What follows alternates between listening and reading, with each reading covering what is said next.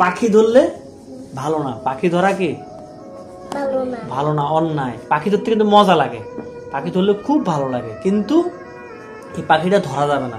কেন তুমি জানো? পা নামো, বাবার সামনে এভাবে পায়ের উপর পা তুলে বসে না, ঠিক আছে? দাঁড়াও, হ্যাঁ কি বলতেছি তোমাকে আমি, পাখি ধরা ভালো না কেন তুমি কি জানো?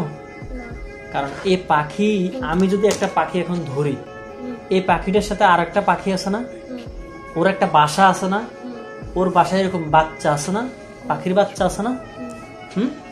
যেরকম মনে করো এই যে তোমার আম্মু আছে, তুমি আছো, আরহা আছে, আমি আছি।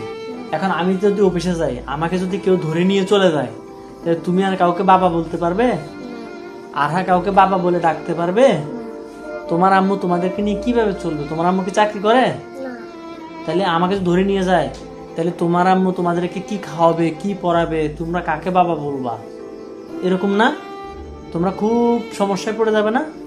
তাহলে এখন যদি আমরা একটা পাখিকে ধরে ফেলি, হ্যাঁ, তাহলে ওই পাখি যদি ওই পাখির বাসায় না যেতে পারে, তাহলে পাখির বাসায় পাখির বাচ্চা আছে না, বাচ্চারা কান্না করবে না? পাখির যে আবার বউ আছে না ওখানে, ও কান্না করবে না? তাহলে ওরা কি খাবে?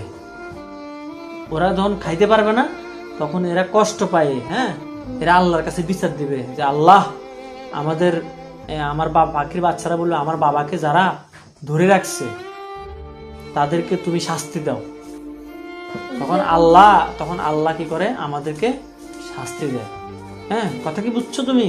তখন আমাদের কোনো অসুখ হয়, অথবা আমরা কোনো একটা বিপদে পড়ি, অথবা আমরা অ্যাক্সিডেন্ট করি, কথা কি বুঝছো? এই জন্য পাখি ধরা নিষেধ, এবং পাখি ধরা ভালো না। মনে থাকবে তোমার, তুমি বড় হয়ে কখনো পাখি ধরবে না। এবং কেউ যদি পাখি ধরে, তোমার বন্ধুরা, তাহলে তুমি কি করবে? পাখি ধরা নিষেধ, হ্যাঁ, এটা বলবে। তারপরে আরো কি করতে পারবে? তুমি ওদেরকে বলবে যে তোমরা পাখি ধরিও না, হ্যাঁ, তোমরা পাখি ধরলে আমি ছেড়ে দেব। বুঝছো? মনে থাকবে, কখনো পাখি ধরা যাবে না।